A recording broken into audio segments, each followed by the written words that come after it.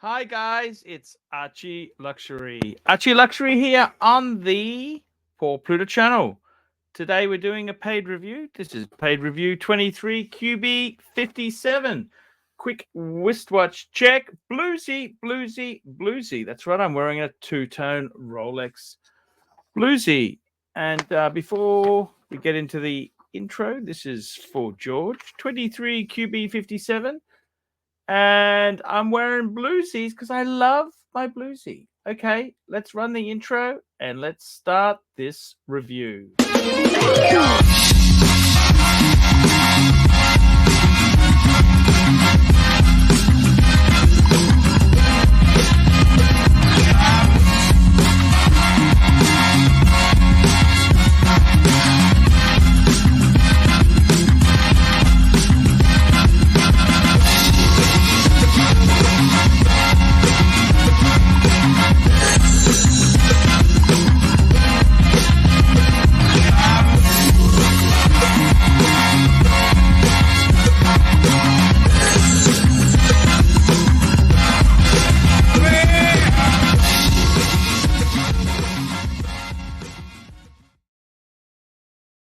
Hi guys, and we are doing a paid review, and this is for George. Dear Archie, I'm a long-time fan of yours and have been a regular viewer of your content since 2016. I will forever be thankful of you steering me away from buying shitters that were heavily pushed by a recent rodent when I was new to the hobby. Your no-nonsense honesty is a strongly needed refrain in a politically correct, disingenuous era.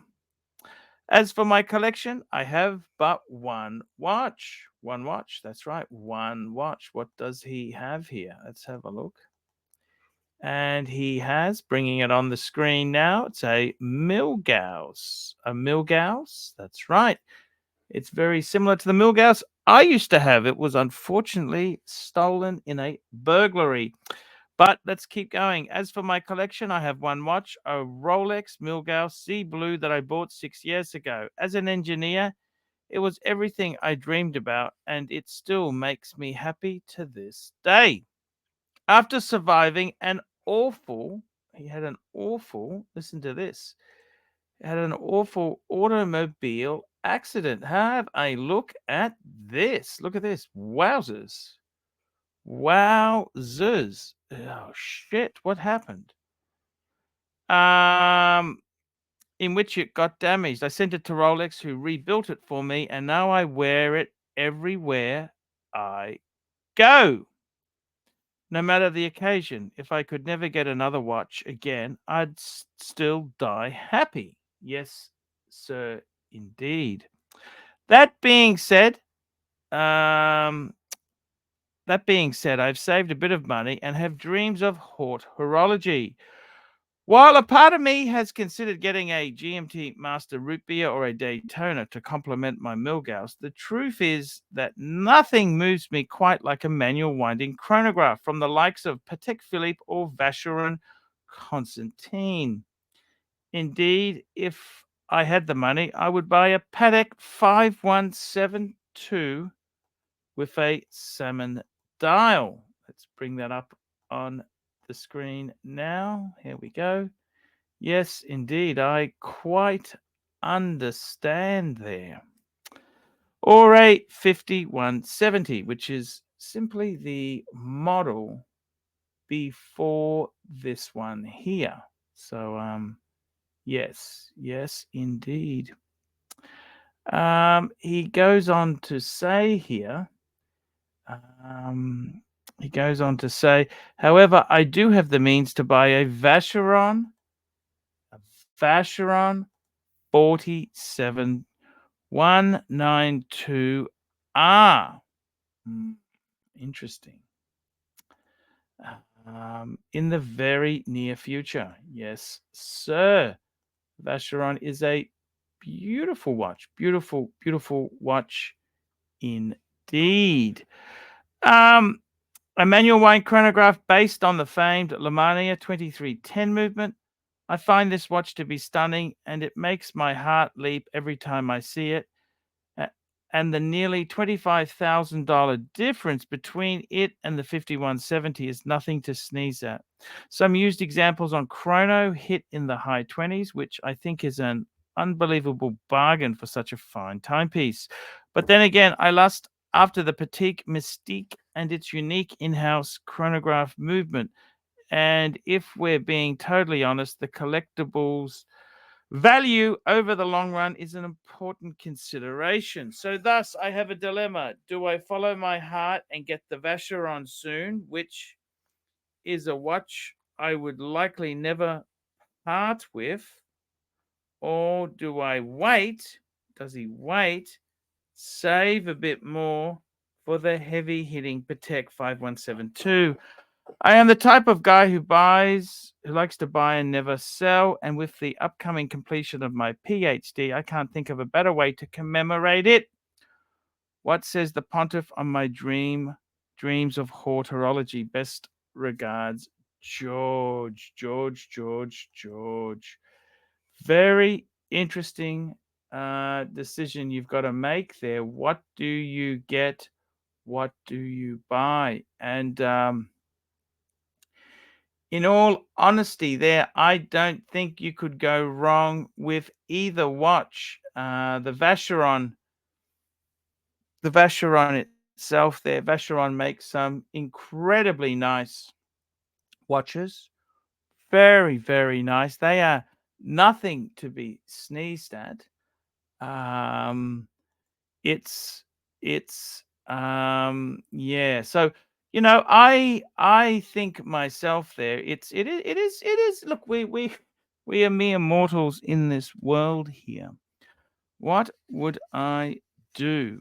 Okay, dokie. Well, this is a so you see, I feel where you're coming from. You are a man who of modest. You're a professional. You're an engineer, and congratulations on having the Rolex. But let's be totally honest there. The Rolex is a different price segment to the manual wind Patek chronograph. And I get it. It's very interesting. You had the story of you had the car accident, and it tells you life's too short to be constantly saving. And you know, I think myself there, if it was me, I would tend to say there are some better value for money Pateks. Like secondhand, there's the World Time, the 5130. You can get one of those. They're actually quite a good buy. You can get one of those for not much more than the Vacheron. Now, I understand a world time is a different complication to a it's a different complication to a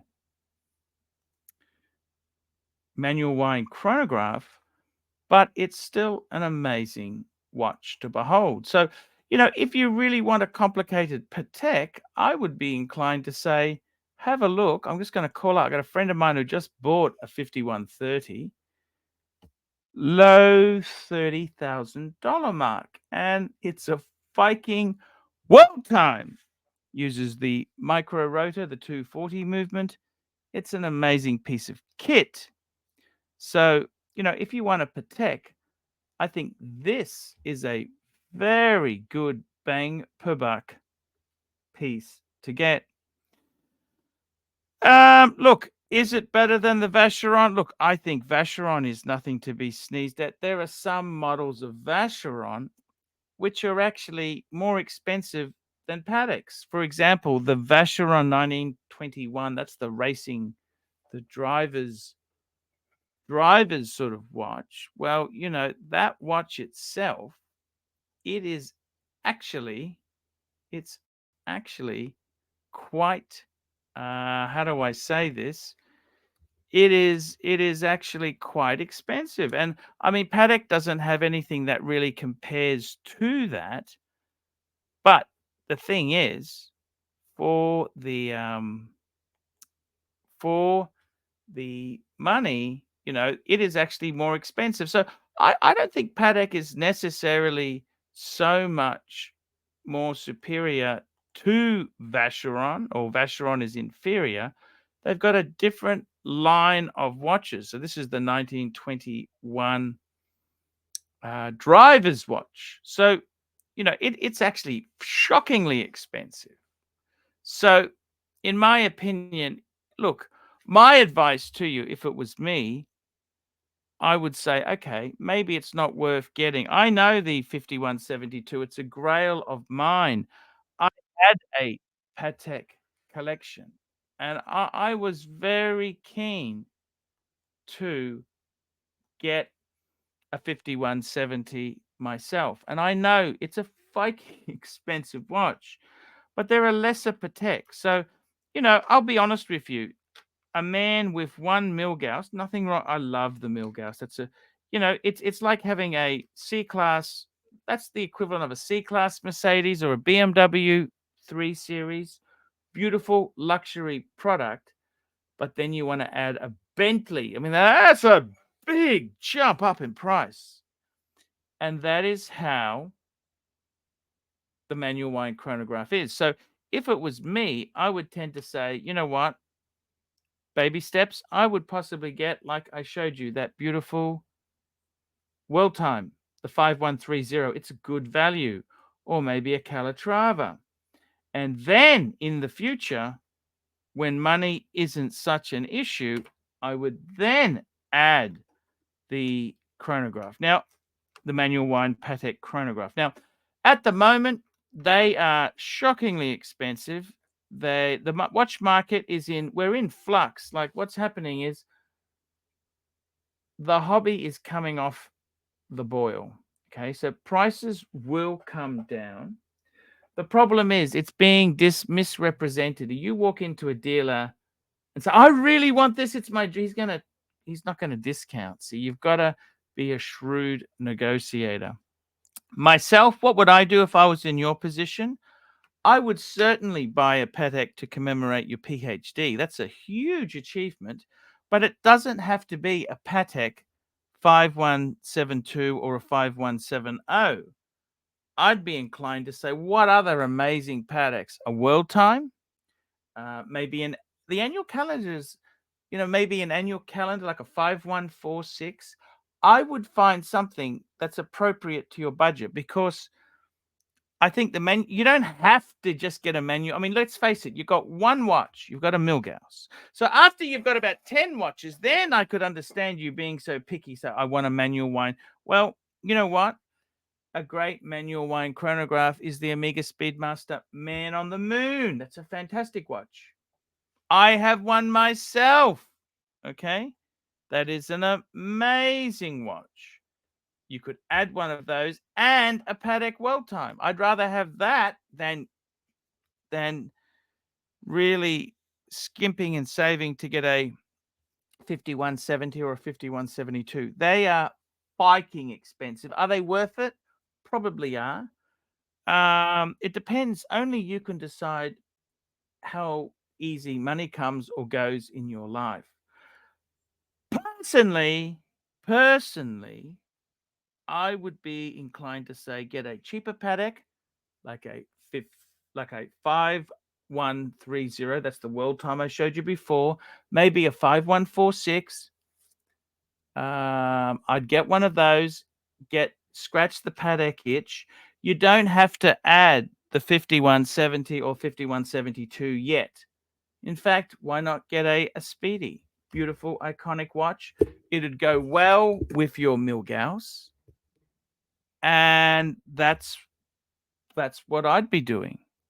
So I think there's nothing wrong with adding a 5172, but it is so fucking expensive. It is so fucking expensive.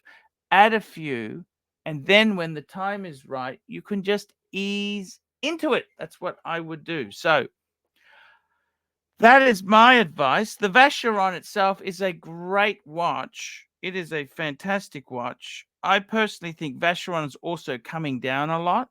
We're in a tight market at the moment. Personally, I'd be buying the 5130 World Time. I think that's fucking amazing.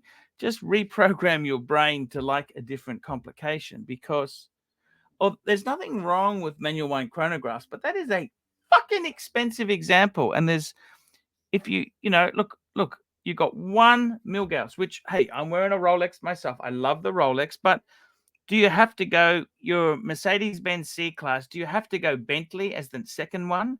No, what we do is you go for a much more realistic one. And that's what I do. I think for you, you're being a little bit picky in must be this, so rigid. Don't be rigid, be more accepting, and I think you will have a lot more fun in your collecting journey. Guys, I'm ArchieLuxury. This is today's video. Please like, subscribe, and tell your friends. Don't be afraid to put some comments below. Remember, I can't survive on Google Ads alone. I need more paid reviews to survive. Get a paid review done. And guys, I will see you in the next one. And if you are looking at buying or selling a watch in America, I strongly recommend DavidSW. DavidSW. Run the jingle, Arch. Hi guys, it's ArchieLuxury. Guys, I want to talk to you about DavidSW. DavidSW. Guys, if you are in America, if you are looking for a Rolex watch of your dreams, in fact, if you're looking for a contemporary modern wristwatch, I strongly advise you to look at DavidSW. Guys, don't play the dealer games.